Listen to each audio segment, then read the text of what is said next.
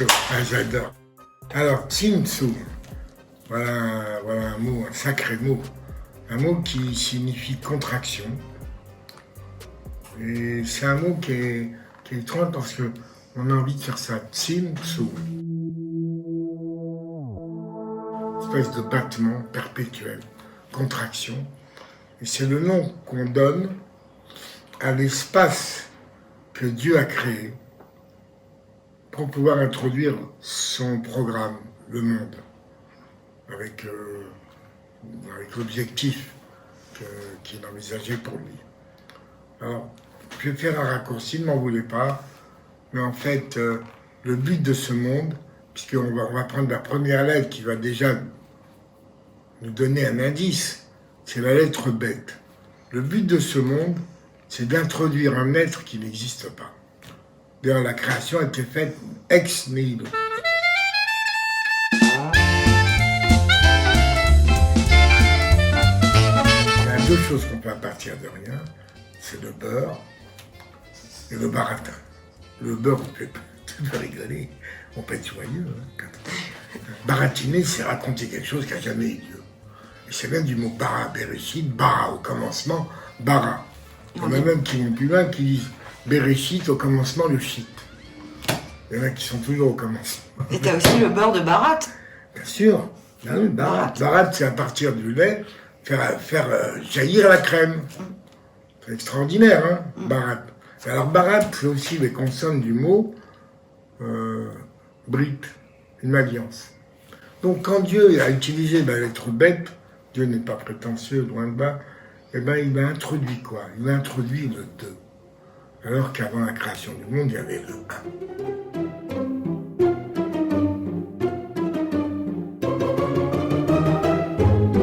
1. En fait, Dieu est passé du singulier au pluriel. Et pour nous le rappeler, qu'est-ce que fait Dieu, Agnès? Il a besoin d'une exception pour confirmer la règle. L'exception qui confirme la règle, c'est une façon que Dieu il a de nous dire, de nous rappeler qu'il est là. Alors à vous de définir l'exception à la règle. Pour moi, l'exception, c'est nous qui avons été créés. Et c'est pourquoi on doit confirmer la règle, parce que c'est à nous de confirmer l'existence de Dieu.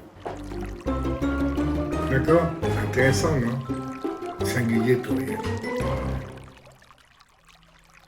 Et le singulier pluriel, à chaque fois qu'il s'exprime sur la Terre, vous allez voir, c'est intéressant. Par exemple, on va prendre la mer qui couvre 70% de la surface terrestre. Elle est faite de quoi, la mer? De singulier et de pluriel. De gouttes d'eau qui, petit à petit, les gouttes. C'est pareil pour ce qui en est du désert, qui à partir de grains de sable. Et comme on remarquait tout à l'heure Agnès, on ne peut pas faire un trou, ni dans le sable, ni dans l'eau. On ne peut pas percer Dieu, contrairement à certains philosophes qui disent que Dieu, en fait, c'est un trou. Bon, ouais. Trou noir à la rigueur, on pourrait le dire, puisqu'il y avait à l'existence, au début de toute existence. Donc, le pluriel. Le pluriel, Lacan disait, c'est le je et le nous. Très difficile de passer du je au nous. D'ailleurs, beaucoup de gens, je crois que les opérations du genou, en France, chaque année, elles sont de l'ordre de 300 000, je crois. Pas 1000 ou 2000, Agnès. Des centaines, des dizaines de mille. On a mal au genou. Et le genou, le soir, il dit, la Kabbalah dit que c'est l'endroit où l'infini passe dans le fini. C'est-à-dire où le je, à quel roux, il rentre dans le nous. Et ça, on va le voir avec le nom de Dieu. Le nom de Dieu, quand il rentre dans ce monde, Bereshit bara Elohim, on a un Dieu pluriel, donc il rentre dans le monde du nous. Et Dieu, il va plein de petits éclats de la divinité, et il faudra attendre quelques mots plus loin pour retrouver le je de Dieu, c'est-à-dire le Yud-Ke Vav-Ke. D'accord? Intéressant, hein, vous pouvez déjà couper, vous avez appris des choses, d'accord.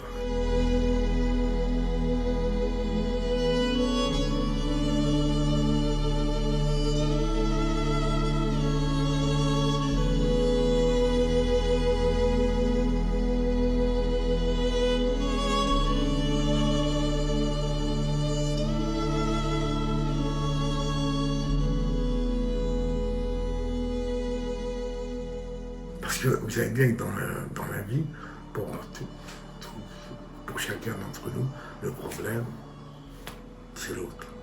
C'est la peur. Alors voilà, si vous avez mal au genou, donc voilà, vous savez qu'en faisant un peu d'effort, il peut disparaître si vous essayez d'adapter le je au nous, le singulier au pluriel. Et si vous arrivez, c'est... Voilà. Alors, le je et le nous, c'est bien, mais en aucun cas, le je doit écraser un autre je. Pourquoi je vous dis ça? Parce que la lettre dans la Torah, si on a une qui empiète sur l'espace de l'autre, le Sefer Torah, il n'est plus caché. Donc il faut avoir beaucoup de respect pour le je et beaucoup de respect pour le nous. Et beaucoup de gens rêvent d'être le je, c'est-à-dire la vedette, et beaucoup de gens rêvent d'être le nous, c'est-à-dire moi je suis pas de ma faute, je suis innocent, j'ai rien fait. C'est un psychanalyste que certains appellent la victime. Moi je suis victime, je suis pas responsable, quoi.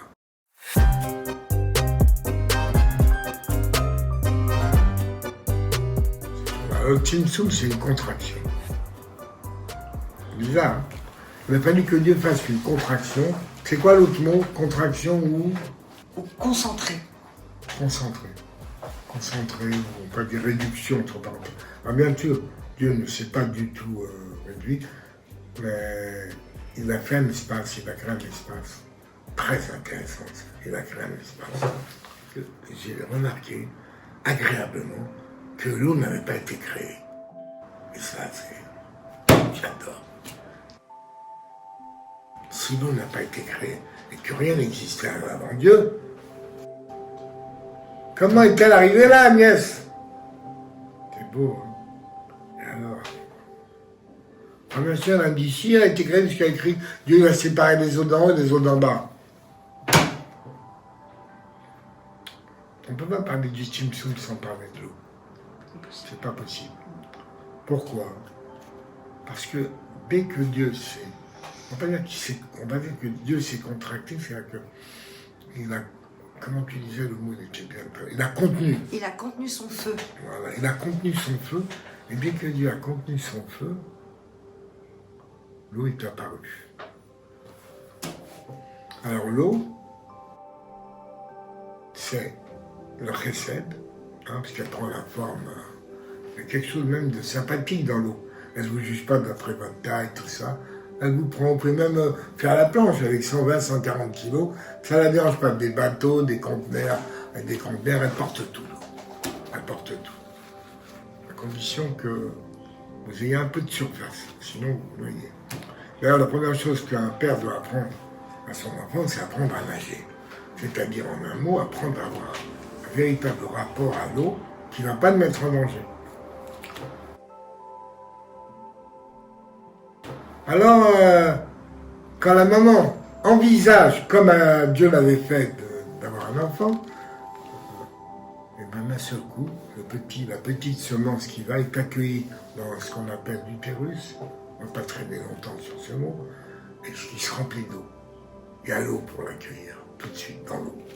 Par contre, ce qui est étrange, c'est que pour quelqu'un d'aussi précis que Dieu, qui a créé les fourmis, les petites abeilles, tous les petits détails, il y a à peu près 100 à 200 millions de spermatozoïdes qui vont être noyés. Et reconnaissez que l'histoire de l'humanité nous renvoie à l'Arche de Noé.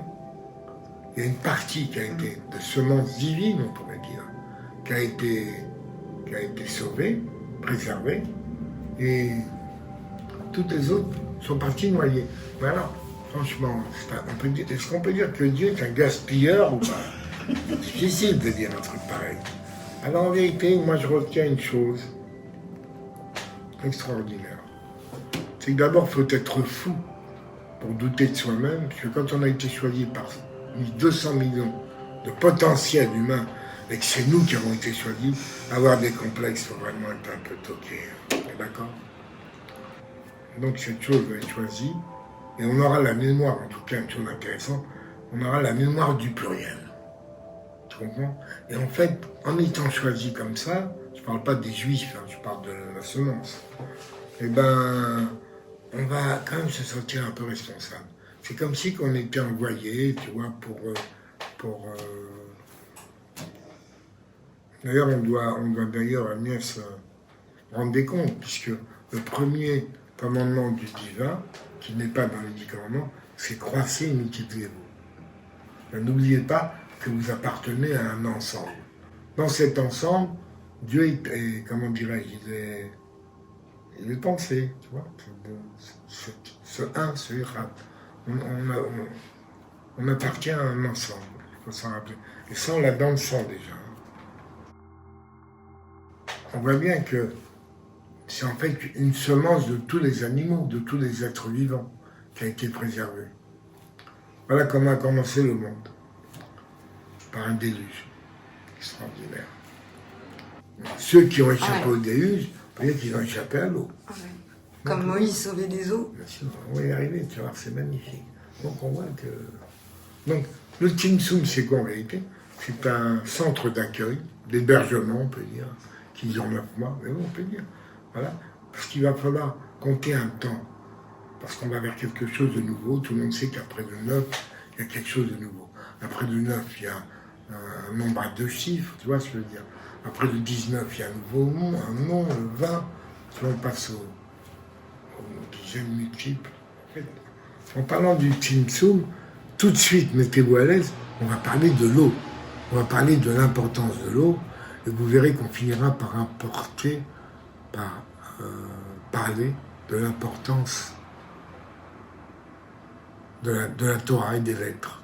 Très intéressant, tu vas voir, c'est extraordinaire. Voilà, donc. Alors, quand Dieu a commandé à Noé de construire l'arche, il lui a donné des mesures. D'ailleurs, ça sert à construire des bateaux aujourd'hui. Mais en fait, quand on parle 30, 300 et 50, on écrit tout simplement le mot lachon. La parole. C'est la parole qui va nous aider à échapper, qui va nous aider à construire un monde, qui va nous aider à échapper à la noyade. C'est beau, hein? Ouais, ça, les gars, c'est magnifique. Donc, écoute, comme c'est bien, si Dieu, mon Dieu, est bien. Donc l'eau va nous accueillir, comme la coquille nous accueille. Seulement l'eau, elle va nous coller de dedans et de dehors, elle ne va pas nous lâcher. Et un jour, la coquille, il faut s'en débarrasser. Et on n'a jamais vu une mère taper un bébé poussin ou quoi, taper pour que la mère, lui, la coque, c'est nous qui devons la briser pour sortir. Enfin, comme le papillon doit briser son cocon, c'est ça? Et si vous l'aidez, il ne pourra plus voler. N'allez surtout pas briser. D'ailleurs, cette coquille, quelque part, quand on vient au monde, il y a 2 exercices. D'abord, pour la première fois au monde, la mer va s'ouvrir. Extraordinaire. Vous avez entendu? Vous savez écrire la mer? Vous pouvez l'écrire comme vous voulez. M-E-R ou M-E-R-E. La mer va s'ouvrir. Et avant qu'elle se mette en travail, elle sent des contractions. Donc on voit déjà quelque chose de très proche d'une femme enceinte. Quand Dieu a contraction, Dieu c'est pas rigolo. Dieu quand il crée un monde, il devient, je vais dire un truc ici qui va fâcher quelques rabbins, c'est un peu comme la reine des abeilles. Qu'est-ce qu'il y a à foutre là, la reine? Tu vois ce que je veux dire? Il est en position de produire. Et il fait que ça d'ailleurs. Dieu, il s'éteint, il se rallume, il s'éteint, il se rallume. Et c'est ça la vie. C'est pour ça qu'il nous envoie nous coucher tous les jours pour pouvoir se rallumer à la vie. Voilà. D'ailleurs, je voudrais dire un petit mot, si ça ne dérange pas, sur ça. Cette lumière qui brille n'explose pas. Alors qu'au début, on l'avait déjà vu ensemble, ça. Alors qu'au début, les chercheurs avaient trouvé la lumière, mais l'ampoule pétait. Elle s'allumait, puis elle pétait. Ah, ils ont dit, c'est pas possible. Qu'est-ce qu'ils ont fait? Ils ont dit, oh là là, ce qu'on va faire avant qu'elle pète, on va l'éteindre. Donc ils ont mis un système de filaments, ou je sais pas trop quoi. Et en fait, la lumière, elle s'éteint, mais tellement, une fraction de seconde, qu'on ne la voit pas s'éteindre. Alors, il s'éteint, il se rallume, enfin, on ne peut même pas dire qu'il s'éteint. Mais moi, ça me plaît de dire il s'éteint. Tu sais pourquoi? Pourquoi? Pour laisser la place à l'homme. Non, mais il s'éteint, c'est-à-dire, il se refait un. On peut dire, il s'éteint, c'est-à-dire, il se refait un et il se démultiplie. Il se refait un, il se... Il passe du pluriel au singulier. Sans arrêt. Et sans ça, il n'y a pas la vie. Il nous aime, il tombe amoureux de nous à chaque instant. Il nous donne de la vie à chaque instant. D'où d'ailleurs le mouvement qu'on fait avec le souffle. On s'allume, on s'éteint. On s'allume, on expire, on s'éteint. Les gens intelligents qui fument des cigarettes, eux, par contre, ils fument par où on meurt. Ils avalent, ils respirent par où on meurt. Alors, je leur conseille de faire le contraire entre 2 cigarettes. Ça peut beaucoup les aider. Bon, je suis bavard, hein. C'est bien. C'est les mots qui sont bavards. Ah, on est bien, les mots sont bavards. Bravo Agnès.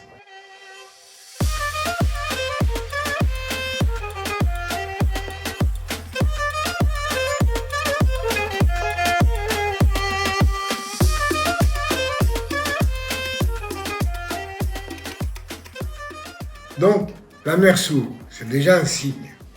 Comme si c'était, parce que quand tu vois que la mer va s'ouvrir après, c'est quand on arrive avec Moïse, voilà, on est poursuivi par les... Voilà comme c'est intéressant, Agnès, on regarde comme c'est intéressant. Quand on vient au monde, on noie ces millions de spermatozoïdes qui nous accompagnaient. Hein. Et quand on rentre en Israël, on a traversé la mer à pied sec, donc on est serré d'affaires, et bien tous les Égyptiens me rendent. Qu'est-ce que c'est que ça? Tu vois ce que je veux dire? Ils sont tous noyés, tu vois ce que je veux dire? C'est une histoire d'eau, une histoire de noyade, notre ange. Et d'ailleurs, la Torah dit qu'on doit tous traverser l'eau. On voit que les gnous, on l'avait vu, mais ils sont obligés de leur dire. Ils viennent dans le Serengeti, là, ils sont des dizaines de millions avec les zèbres, avec d'autres animaux. Ils traversent l'eau. Comment s'appelle le fleuve? Oui, depuis le temps qu'on travaille ensemble. Le Mara. Et qu'est-ce qu'on a comme eau quand le bébé vient, on nettoie? Il a de l'eau amère. Donc il faut traverser l'eau. Hein, d'accord? Et qui c'est qui nous attend de l'autre côté de l'eau? C'est pour ça que j'aime le mot mayim, goutte. Parce qu'on vient de Yam et on va vers son reflet. On va vers l'eau. S'il y a bien un endroit où on se reflète, c'est dans l'eau. Donc, c'est quoi l'histoire de cette traversée d'eau, Agnès? C'est qu'il y a une berge. Berge, c'est extraordinaire. On est soigné par un berger. Pourquoi il s'appelle berger? Parce que c'est celui qui va t'aider à traverser. C'est ton maître. Tu vois ce que je veux dire? Il y a le bargeot aussi, celui qui saute à l'eau sans réfléchir. Parce que tu as des mecs qui sautent à l'eau sans réfléchir, c'est adorable. Tu as le barrage, tu as pas la berge seulement, tu as le rivage. Partout, il y a une histoire d'eau extraordinaire. D'accord? Et c'est ce que font chaque année ces animaux qui s'appellent des gnous. C'est-à-dire ils viennent traverser un fleuve qui s'appelle l'Amertume et ils reviennent. Et c'est le jeu de nous. Ce que j'allais dire, c'est les genoux. Mais oui, c'est les genoux. Mais attends, tu sais pas tout. C'est qu'il y en a un qui a fait la même chose. C'est Jacob. Jacob, qui l'a appelé Israël? Après son combat dans l'eau, il a traversé pour aller chercher 2 petites cruches. Et il a rencontré l'ange de Esav, il s'est battu avec lui, il a gagné, et il a été béni par Esav, et c'est Esav qui a donné le nom saint à Jacob de Israël. Et quel fleuve il a traversé? Écoute bien ça, c'est important pour la vidéo. Quel fleuve? Comment il s'appelle? Le fleuve qu'il a dû traverser. Le Yabok. C'est l'anagramme littéral de Jacob. Jacob. Tu te rends compte? Donc il faut traverser. Et traverser, c'est quoi des consonnes de traverser? TRV. TRV. Traverser, c'est TRV, TRB. Brit. C'est la bride, c'est l'alliance. Pourquoi traverser? Qu'est-ce qu'on va traverser? On va dire, il faut qu'on rejette toutes les choristes, comment on parle, les scories, les scories. Les scories. Ouais, les scories. Non, c'est pas grave, c'est juste, ça me demande. mais c'est-à-dire tout ce qu'on a accumulé pour aller vers notre vrai être. Il faut traverser. Ça fait toujours peur de traverser, Agnès. J'ai peur de traverser.